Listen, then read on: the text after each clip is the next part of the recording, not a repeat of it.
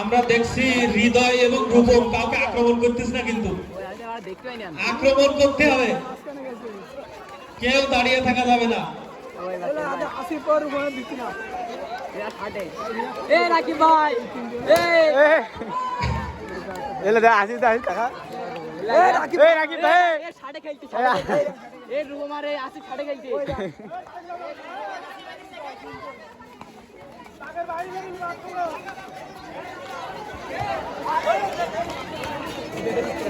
সাবাস জানতো, সাবাস সাবাস সাবাস।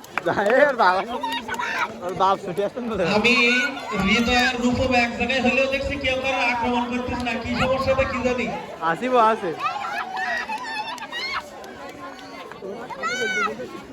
কেউ যেন কারোর দিকে শুধু বেলুন ফাটানোর জন্য আক্রমণ করা, অন্য কোনো ভাবে যেন আক্রমণ না করা হয়।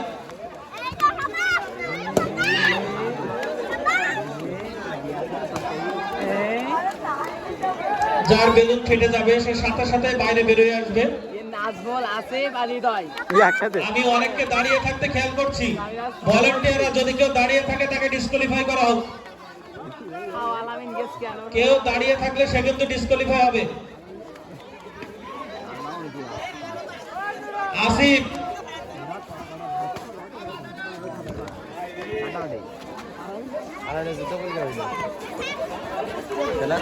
দেখিনি